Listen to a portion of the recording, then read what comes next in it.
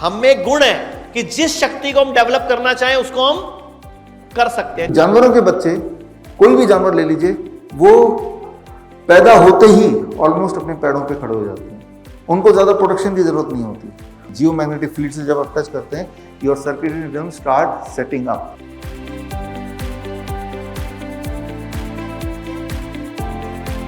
हमारे बॉडी का जो सर्केडियन रिदम है, जो मैं कल से बता रहा हूँ, उसे सेट कर देना है। हमें हार्ट डिजीज नहीं ठीक करना है, हमें लंग डिजीज ठीक नहीं करना है, हियरिंग प्रॉब्लम ठीक नहीं करनी है, आंखों की प्रॉब्लम ठीक नहीं करनी है। हमें अपने बॉडी का सर्केडियन रिदम ठीक करना है। सर्केडियन रिदम के कुछ रूल्स हैं, उसे फॉलो कर देना है। जब वो ब्लाइंडली फॉलो करेंगे, हर दिन कुछ ना कुछ इंप्रूवमेंट दिखेगा और एक दिन आएगा कि जब कोई भी आपको फिजिकल डिस्कम्फर्ट नहीं है, इसका मतलब आपने अपने सर्केडियन रिदम को बिल्कुल ठीक कर दिया। तो इसके कुछ पैरामीटर्स हैं। पैरामीटर 1 जिस पे हम डिटेल में बात कर चुके, टाइम ऑफ ईटिंग पे। Parameter 2 that is light exposure to your eyes. एक बच्चा जब पैदा होता है, एक छोटा बच्चा जब पैदा होता है, अभी नया नया आता है, तो उसका बॉडी का सर्केडियन रिदम सेट नहीं होता है।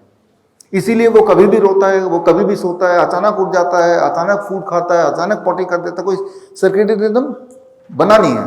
भगवान ने बिना सर्केडियन रिदम बना के बच्चे को भेजा और धीरे धीरे आप गौर करते होंगे, उस बच्चे का सर्केडियन रिदम सेट हो रहा है। यानी कि वो माँ बाप के साथ ही सो रहा है, रात को सुबह ही उठ रहा है, भूख एक टाइम पे लग रही है, पॉटी एक टाइम पे जा रहा है, दोपहर को एक टाइम पे सो रहा है, एक टाइम पे वो रो रहा है, तो उसकी सर्केडियन रिदम धीरे धीरे सेट होने लगती है ना, कि सोने का एक पर्टिकुलर टाइम हो गया।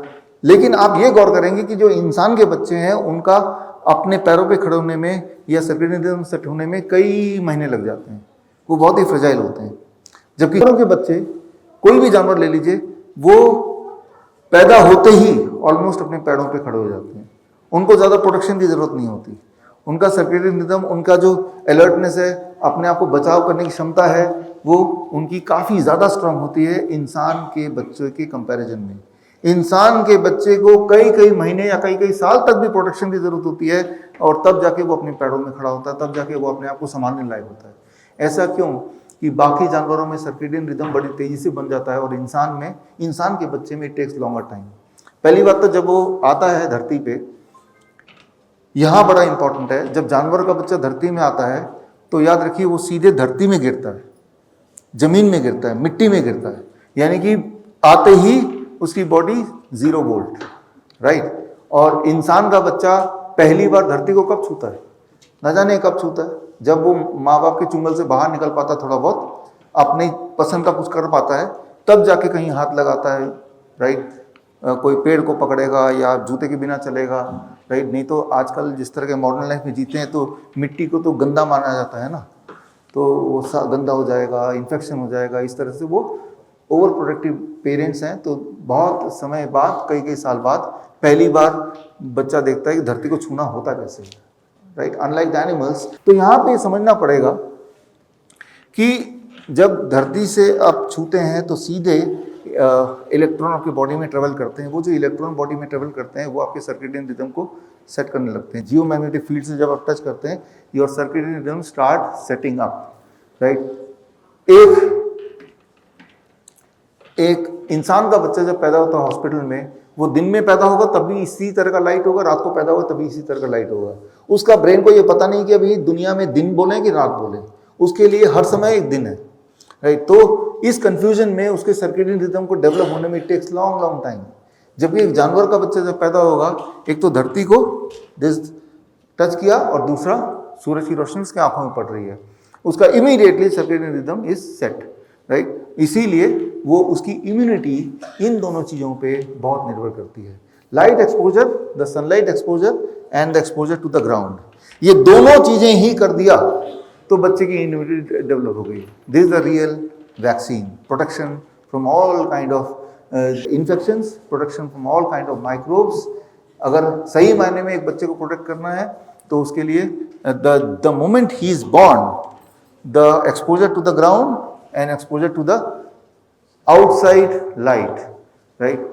उसके लिए मैं बोलता हूँ कि बच्चे को गोद में लो और लेके आप गोद में जब लेंगे तो आपका स्किन बच्चे के स्किन से टच कर रहा है और आप बैठ जाओ, राइट, बाहर आउटडोर, और दोनों पैर ग्राउंडेड है, तो आपके माध्यम से भी वो धरती में कनेक्ट हो गया, तो ये भी इक्वली काम करेगा, है ना।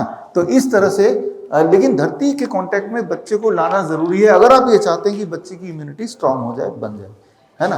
बचपन में जितने बच्चे मिट्टी में खेलते थे, साइडों से कली खा लेते थे, किनारे का गंद खा लेते थे, वो ज्यादा स्ट्रांग थे। जिनको आपने गोद से नहीं उतारा वो बीमार हैं, उनको थोड़े दिन बाद जॉन्डिस, कभी निमोनिया, कभी बुखार, कभी वायरल होता रहता है। अच्छा, जैसे मौसम ठंडा गर्म जब मौसम होता है, ठंडा मौसम होता है, आप लोग अपने बच्चे को दो दो मफलर डालते हो, टोपी भी पहनाते हो, स्वेटर भी पहनाते हो, और गरीबों का बच्चा बनियान में चाय बैठ रहा होता है, लेकिन आपका बच्चा बीमार होता है, वो नहीं होता। क्यों? सारा खेल किस चीज का है? इम्यूनिटी का, आपके अंदर की लड़ने की। तो लड़ने की शक्ति कहीं से आती नहीं है, डेवलप होती है। हमारे अंदर की लड़ने की शक्ति डेवलप होती है, और ये डेवलप का गुण मिला है हमें, क्योंकि वी आर गॉड चाइल्ड। हम में गुण है कि जिस शक्ति को हम डेवलप करना चाहें उसको हम कर सकते हैं। लोग कहते हैं आयुर्वेद गंभीर बीमारियों का इलाज नहीं कर सकता, लेकिन अगर पूरे भारत में कोई गंभीर बीमारी से परेशान है तो आयुर्वेद को ट्राई करने तो आ सकते हो ना, पंचकर्मा करा सकते हो, नुकसान तो कुछ होगा नहीं, लेकिन बॉडी हील कर गई तो जिंदगी आपकी बन जाएगी।